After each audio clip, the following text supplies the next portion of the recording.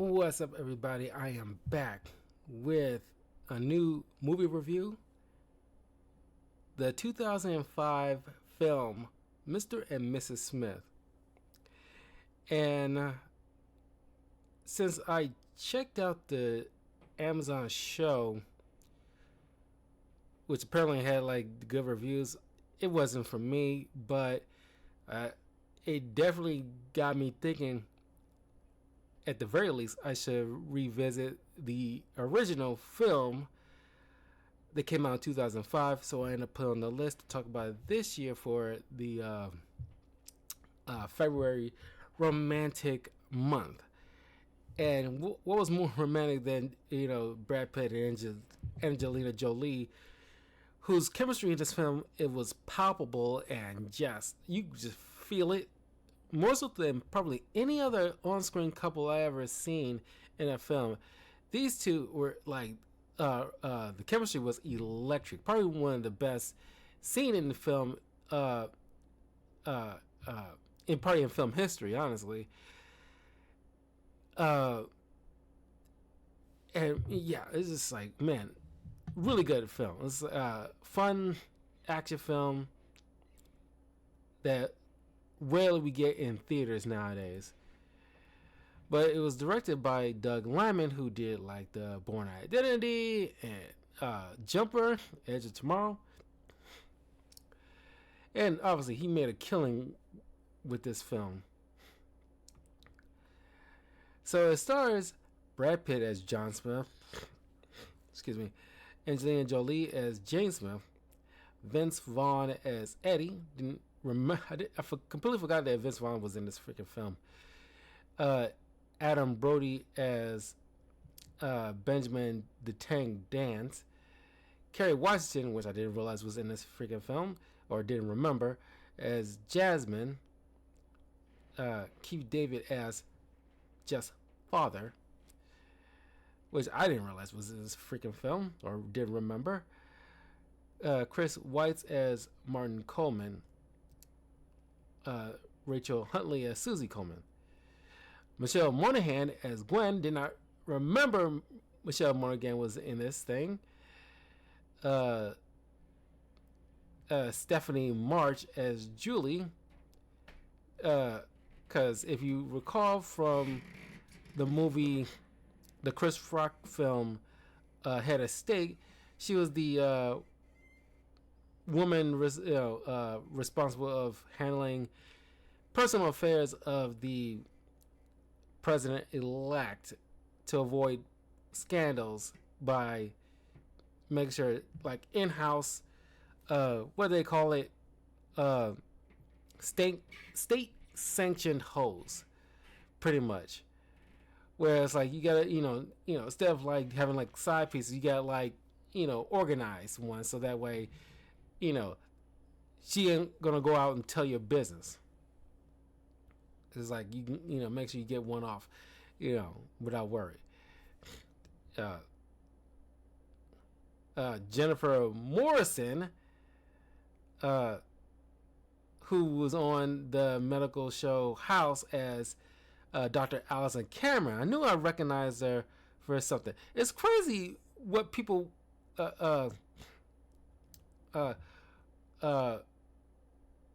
who's in this. Angela Bassett plays the voice of Mr. Smith's boss, Atlanta. It's uncredited. William Fichtner as an uncredited marriage counselor, Dr. Wexler. Because I recognize William Fichtner's voice. I didn't back in the day. But yeah, that was him. Definitely. So it's just like crazy who's in this film. Few of which became bigger household names down the line. It's crazy. It's like, wow. It's funny when you go back to certain movies and certain people that's in a particular film that you'll know that 10 years down the line will be like big deals. Like Vin Diesel in Saving Private Ryan. kind of thing. It's like you realize this dude is gonna be like a big household name 10 years down the line. Uh, anyway, so uh, uh, John Smith uh, meets this woman named Jane in Bogota, Colombia, which, by the way, you'll find the fact completely wrong about what the appearance of that place in Colombia is. So they actually have to be flown out well after the film by the Colombian government to see the area, so they can get a sense of what the appearance is and what they got wrong. They went out their way to prove something for such a small part of the location that ultimately, in the grand scheme of things, wouldn't really mean anything. But I guess just to, make sure their place is represented properly. Anyway, John has the undercover is undercover as a construction executive, while she has the cover of IT recruiter. Now they had like different missions in Colombia. They used each other pretty much like a cover story to get out of Colombia, but they ended up actually getting to a serious relationship and eventually getting married and getting like a house in the suburbs in New York. So, 5 or 6 years later, they pretty much like kind of settled in with the marriage. Once that honeymoon phase is officially over, they, pretty much live like to the perspective of each other, they seemingly live like a very mundane kind of lives with only like their jobs, their kind of like outlet in a way, because they feel like they couldn't really tell each other who they really are, because they think the other is like a normal civilian. So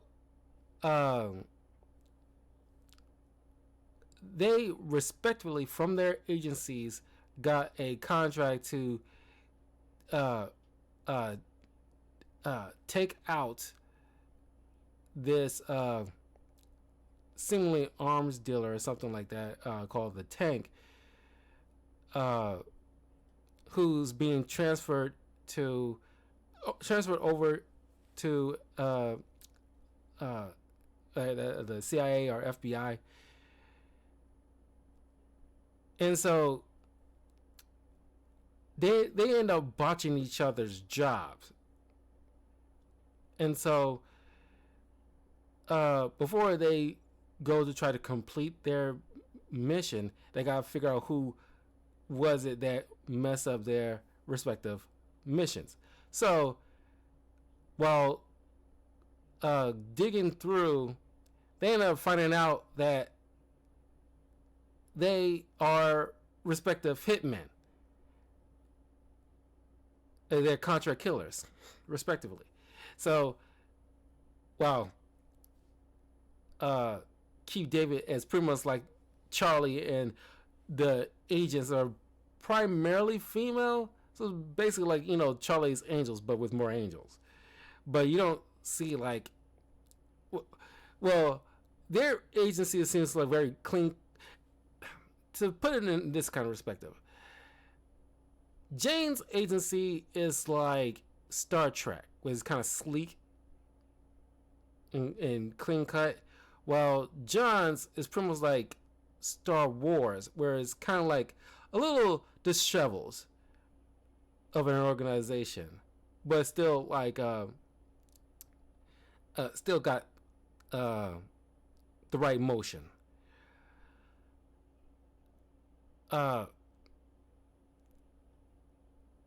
So, kind of hurt and betrayed, and thinking they use them and they will try to kill each other. So, in an awesome dinner scene, honestly, where they pretty much like kind of feeling each other out, and John, drops a ball and she catches it immediately, which is like an awesome scene. Honestly, it's just like this. It's so smooth. I'm not sure how many takes that took, but that the smooth way of her catching that bottle was insane. And I was like, oh, that proves it. So John goes to get his gun while she dips out. Goes tell her friend, I was gonna call her Kerry Washington. It's pretty much just Kerry Washington. So she goes tell Kerry Washington, and she feeling hurt. And oh, before he even gets to that, he on some Ferris Bueller stuff, try to cut through several backyards, but end up tripping over the fence, accidentally letting off a round, which goes into Jane's car, nearly hits her. So she just on assumption that he just tried to take her out.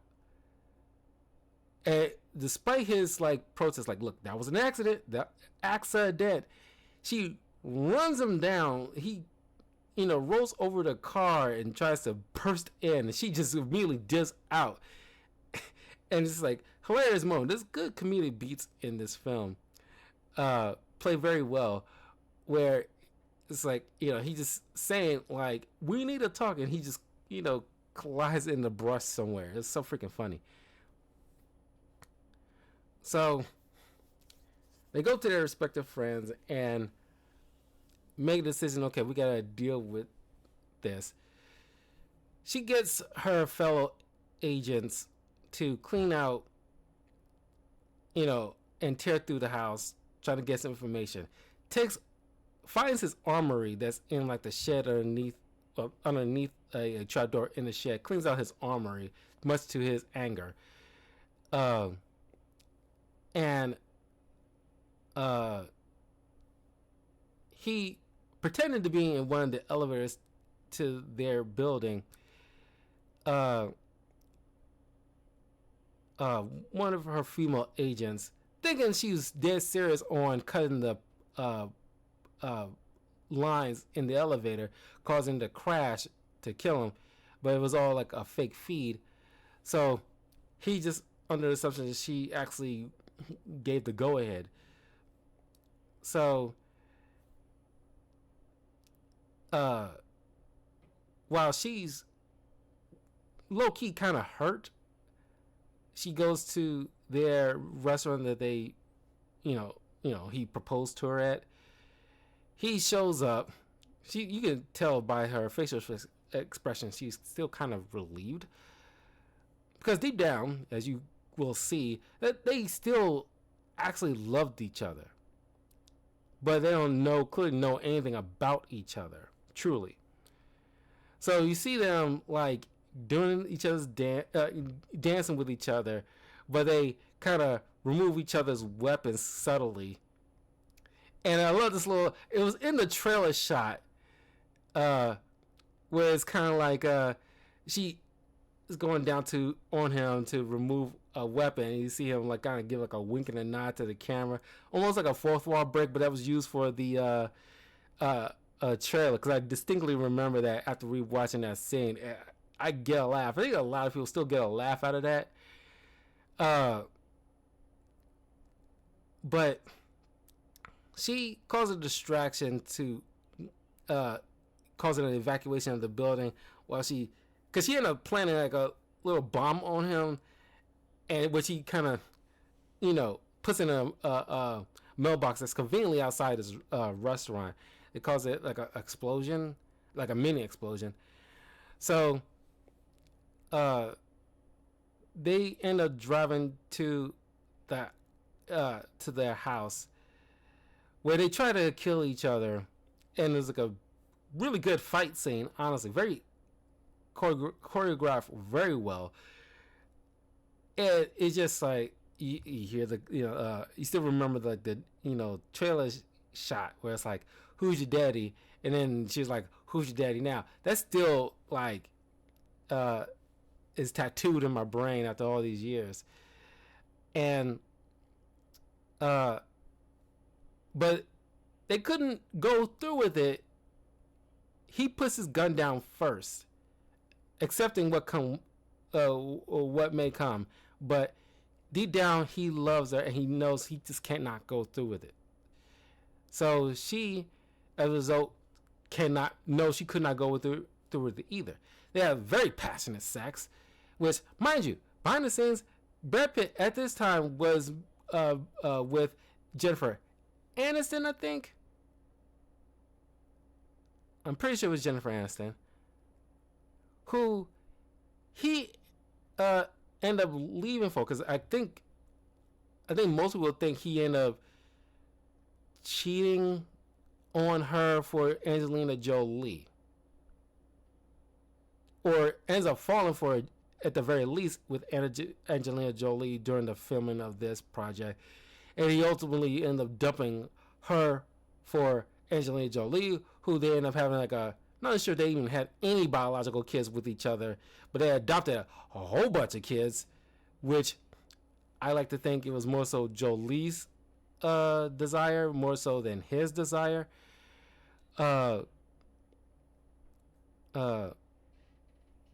Which I'm not sure why he would agree to that, because I'm not saying like it was wrong for them to adopt, but if it was me, I need to at least have like a couple of kids that at least biologically yours and mine. But they're not together anymore after so many years. It's only a couple of years ago where they officially cut ties at this point. And she kind of raised those children to kind of low-key resent the father, which is kind of effed up.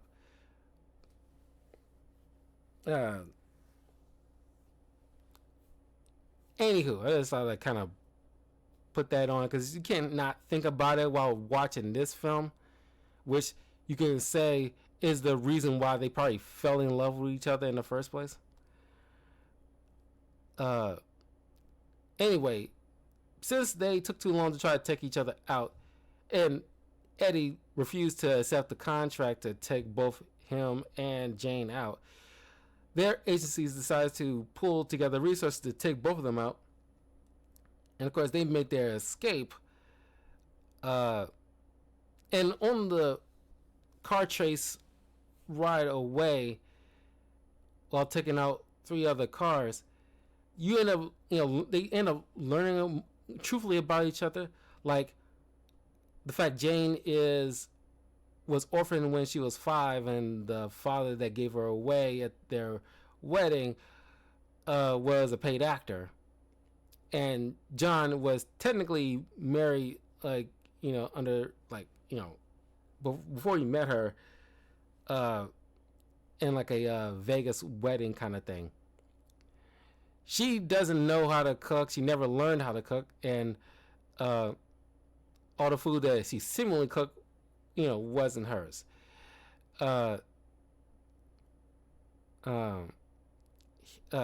He, was actually an art major, and he didn't go to this reputable college that was his cover story. So I like this little dynamic. It's like this was shot brilliantly, they acted brilliantly. So they end up meeting up with Eddie, who suggested if they want to get their respective agencies off their backs, they have to give them something that they want more than them.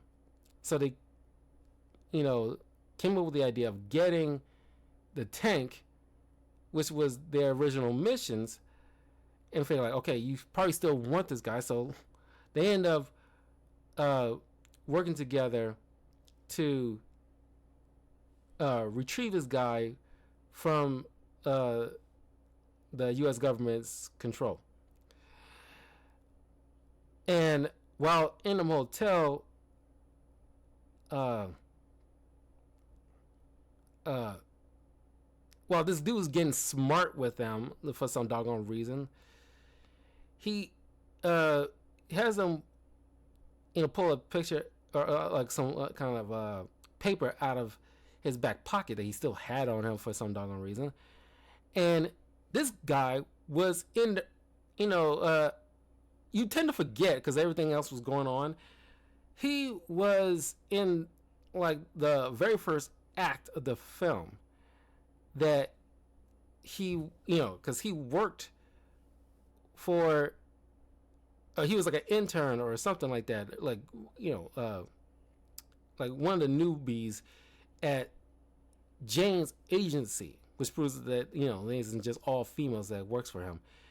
That he was hired as bait because both of Jane and John's agencies realized that the people that the person that they married worked for their rival agencies, and they could not have that because of the potential dangers of finding out each other's resources or information,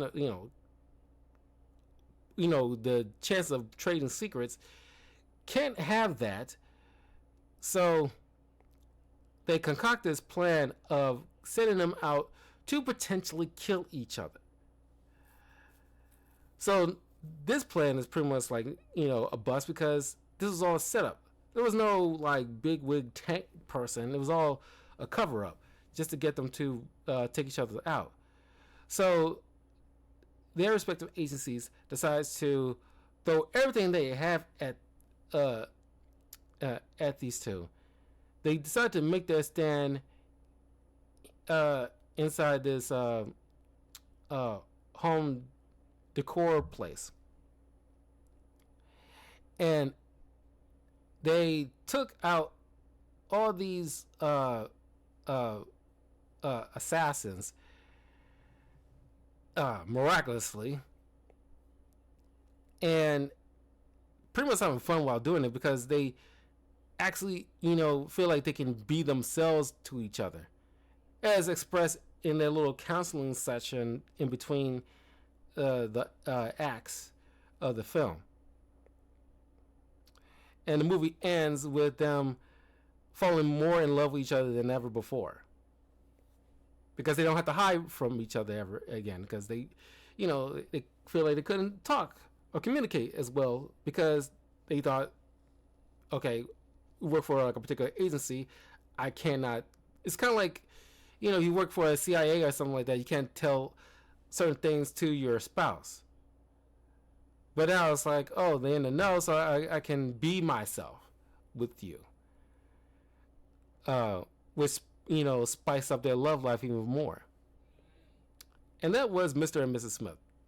Fun film. I deeply, deeply enjoy this film. Highly recommend you guys check it out if you haven't seen it before, or you haven't seen it in a very long time, which I imagine is a lot of you. Highly recommend you revisit this film, because if you're talking about like a good like love story, Mr. and Mrs. Smith is like a good love story. The movie, not the TV show. Like, I really personally do not care for the TV show, but really great film. And leave a comment below. Let me know what you guys thought about the film, and I will see you guys in a little bit as I will do my spoiler review of the final season of My Hero Academia. Just finished it and now can talk about it. And as soon as like this time by Monday, I will be giving my thoughts on season 3 of One Punch Man. So look forward to that pretty soon. Then I can finally get back into watching Naruto Shippuden, so I can do my reviews for each of the seasons from that. Anyway, I'll see you guys all soon. Take care. Peace.